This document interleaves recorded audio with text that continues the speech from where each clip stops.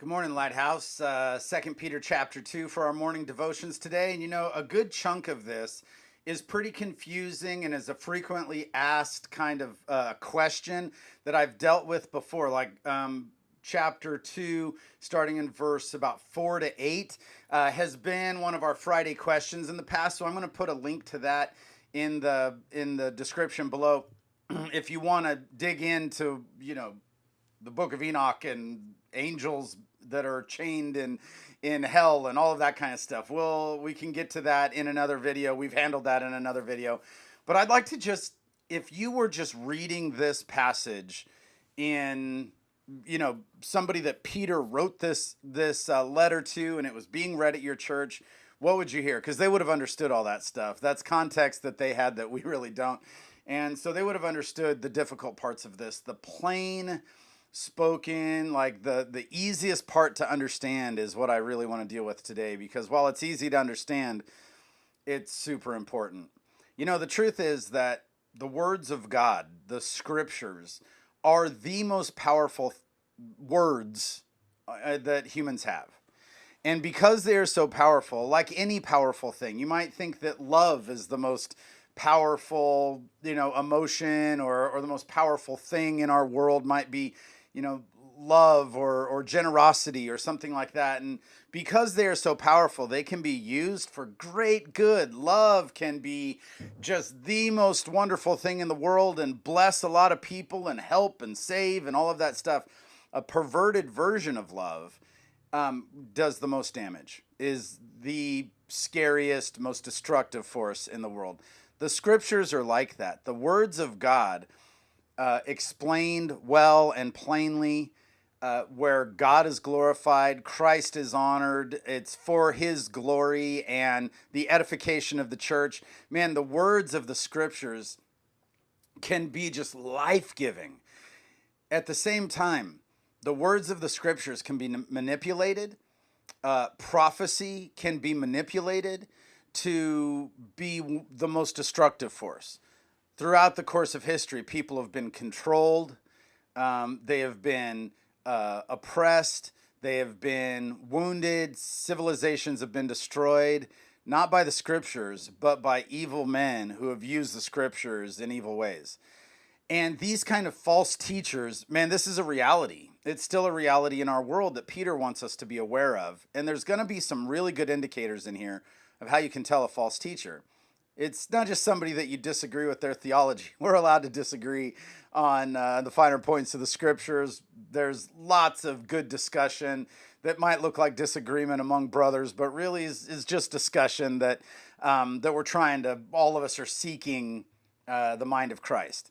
That's not what Peter's talking about here. First of all, he's going to tell us that false prophets are a guarantee.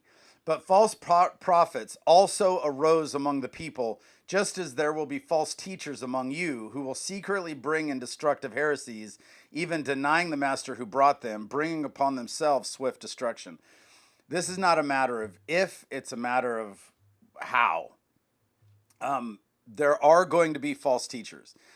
And I think in an internet world, you're watching this on YouTube, man, it is pretty dangerous just to click around YouTube and assume that who you're looking at. One of the reasons I always address Lighthouse in this is I'm very happy if you're watching this and you don't go to my church, but how could you know if I was a false teacher without seeing my life? Unless you know that I treat my wife well, that my wife and I are a real team, that we're raising kids to honor the Lord and doing our best in that you could see that I love the congregation and that I serve with an open heart. I'm not perfect in any of those things, don't get me wrong.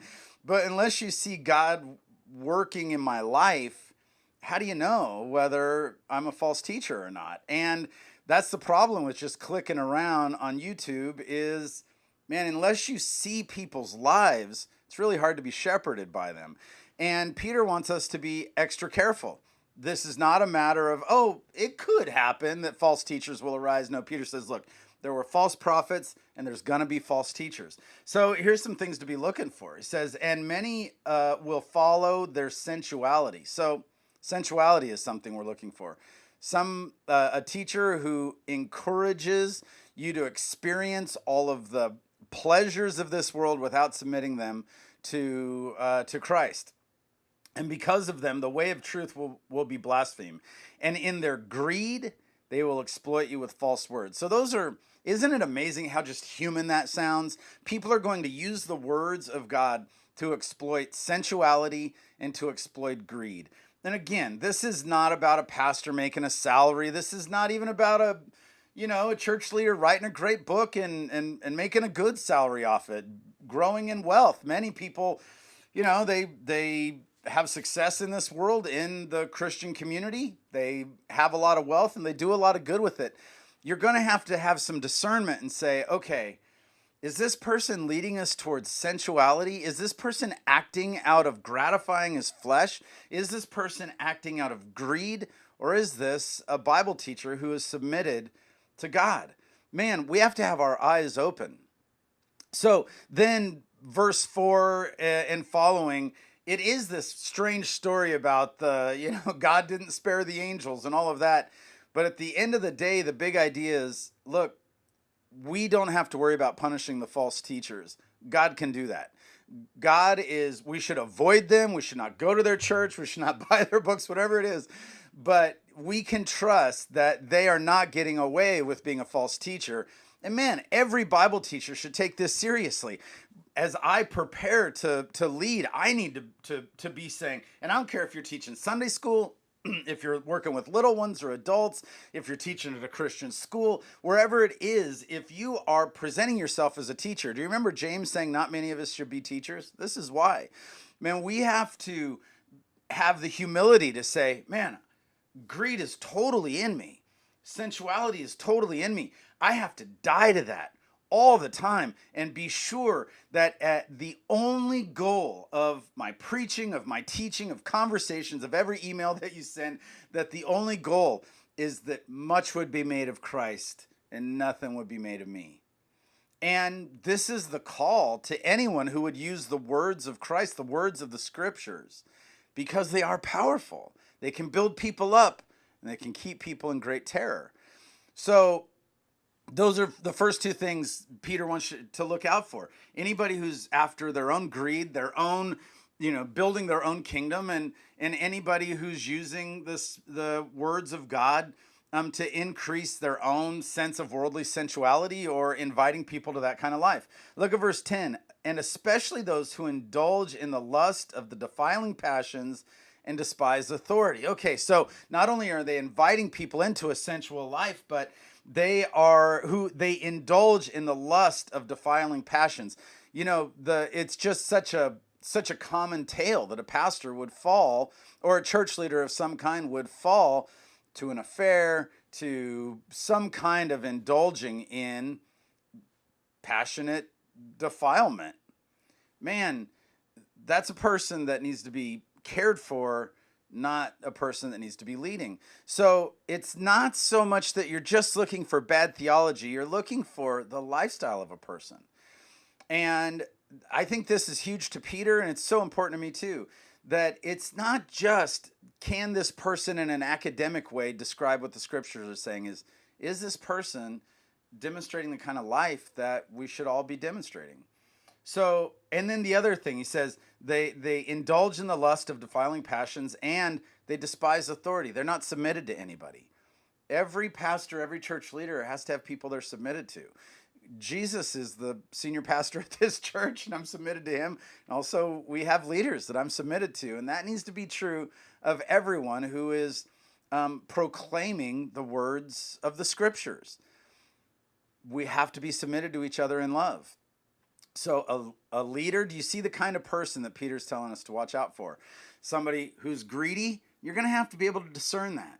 Again, we're not just talking about a successful pastor. There are plenty of successful pastors who've made a good living in this world who you wouldn't say that's greed. They've just been successful and they are submitted to Christ and they are generous and the way they live their life does exhibit humility. So he says, look out for greed.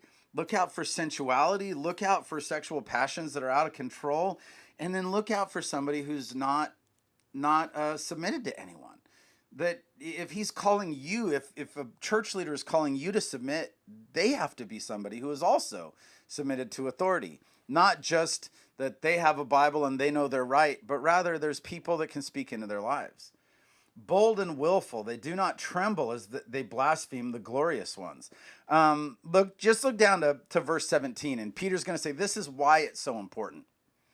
Verse 17 says, these kinds of false leaders, they are waterless springs and mists driven by a storm. Waterless springs and a mist driven by the storm are useless. They don't do anybody any good. And this is the problem with false teachers. You know, we kind of think, well, maybe false teachers have to lead a cult or be at a huge church. Nah, there's big churches with good leaders, and there's big churches with bad leaders. And there's little bitty churches with good leaders, and there's little bitty churches with bad leaders. It has nothing to do with that.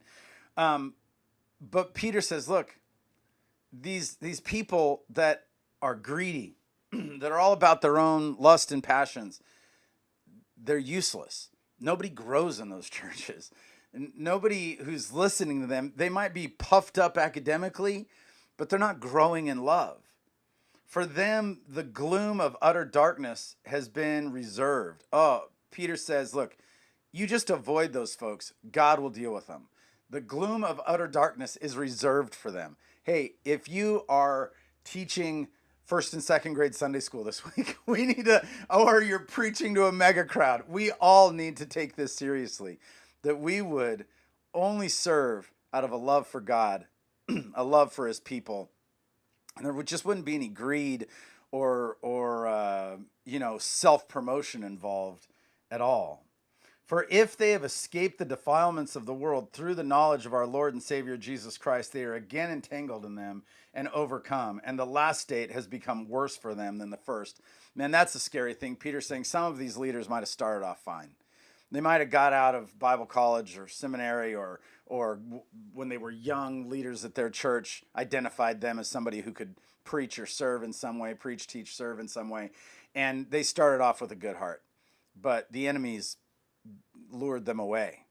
And it's greed, and it's sexual impurity, and it's not being submitted to other leaders. Those are the things you're watching out for. And somehow they got lured away, and Peter says, look, the last state for them is worse than the state they were originally in. So, those of us who are leading, let's watch out for greed. Let's watch out for sexual immorality. Let's watch out for the kind of pride that makes us not submitted to anybody. And those of you who aren't leaders, well, look out for people like this. And find people who are humble, who are not greedy, and who are treating their family in the right way. These are the kind of leaders we're looking for. All right, Lighthouse, be loved.